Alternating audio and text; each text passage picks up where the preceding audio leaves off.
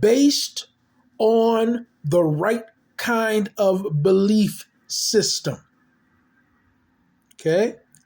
Because we give you that word that is actually coming from your own mind. The images that you see in your world are created by your own mind. Electrical signals are transmitted. Your mind processes it. Images are projected. The colors, the shapes, the sizes, the things, the people, all are manifestations within your own mind. That's just the way it is in this plane of so-called reality. Now, that's why when it comes to your personal belief system, you have to take into serious consideration what it is rooted in. Okay? Now, why do I say that? Because when you look into your own heart, when you look into your own mind, you know what's there, right? All the education that you have received, all the books that you have read, all the experiences that you've gone through, all of the people that you've encountered. You have the conscious side of your thinking. You have the unconscious or subconscious side of your thinking. And all of it constitute what is compiled in your heart. The way your vocabulary works, the way your metaphors are, the opinions that you have, the convictions you have about life, your political stance on things. All of those things exist in your mind. Your wisdom, your knowledge, your understanding, your education, wherever you received it from, whether it's correct or incorrect, whether it's right or wrong, whether it's myth or fact, it's all in your mind. Now, where do we receive that from? You received it from, hear me, the world in which you have grown up.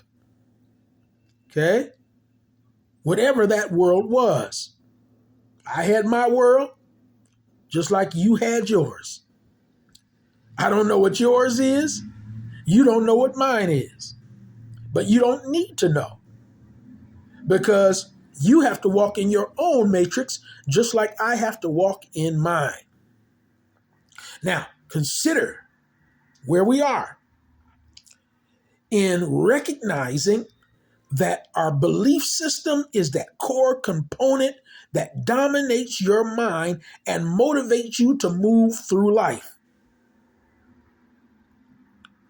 And that belief system, if it's full of, hear me, faulty knowledge, faulty wisdom, faulty understanding, faulty information, then you're going to have a tough time when it comes time to building your matrix, because you're going to build it based on all that erroneous stuff that's sitting in your mind and heart. And that's like building on the sand. We've said it before and we'll say it again right now. Scripture says it kind of like this. It says, Christ said, he said, whosoever hears the sayings of mine and does them not will be like unto a foolish man that built his house upon the sand. And the rains descended, and the floods came, and the winds blew and beat upon the house, and it fell, and great was the fall of it. But he said, but whosoever shall hear these sayings of mine and doeth them will be likened unto a wise man that built his house upon a rock. And the rain descends, and the floods came, the winds blew and beat upon the house, and it fell not. You know why? Because it was founded upon a rock. You want your belief system to be solid. You want your belief system to be rooted in good wisdom, good knowledge, good understanding. You want your belief system to be rooted in God, rooted in something that's going to stand the test of time, something that's not going to be washed away just because it rains, something that's not going to be blown away just because the winds blow, something that's not going to crumble just because there's a storm. You want something that's going to stand in the midst of it all. When trials come, tests come, hard times come, you don't want that to shake your belief system. And if your belief system is solid, then you're going to be all right. If your belief system is faulty, then you're going to have trouble as soon as the trial comes. Can you hear me? All right. Now, I'm going to read some off. I made some few notes here, and I want to go through a few things because I want you to think about your belief system and what it is founded upon. Now, just be mindful, I'm actually doing 2 broadcasts right now at the same time, so I'm a little bit distracted, but not much. We're still moving in the right direction. 1 second.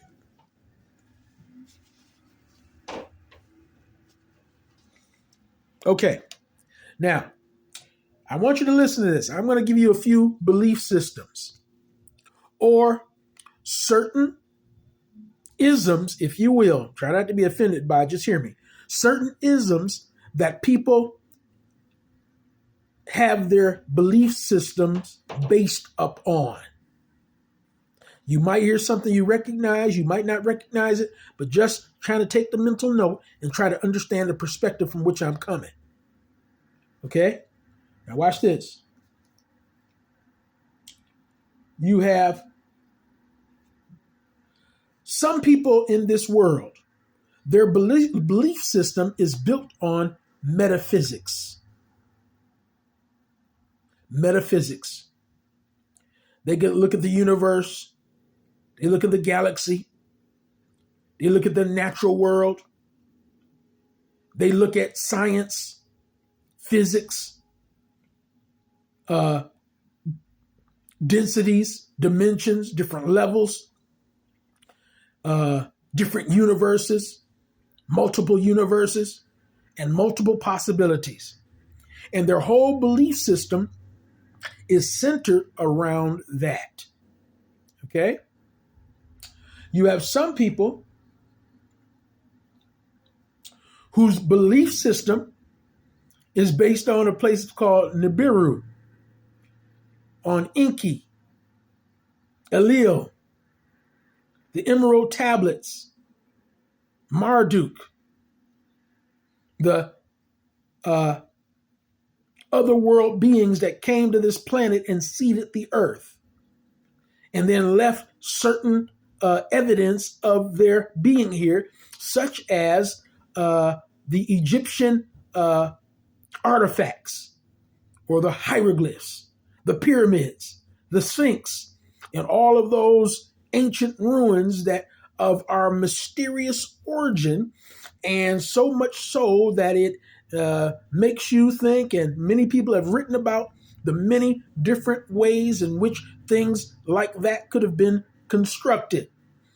Who could have made the pyramids? Where did it really come from? Who really designed them? Who really constructed them? Do we really know? Some people feel they absolutely know. Some people say it's a great unsolvable mystery. All right. And some people build their whole belief system based on those extraterrestrials and whatnot who came to Earth those hundreds and thousands of years ago and left evidence of their being here and their interaction with people upon the earth. And so their whole belief system is built around that. Okay? You have some whose belief system is based around certain things they've read in Scripture. Not just the conventional canon of Scripture, say the traditional 66 books of the Bible, as we have in the English language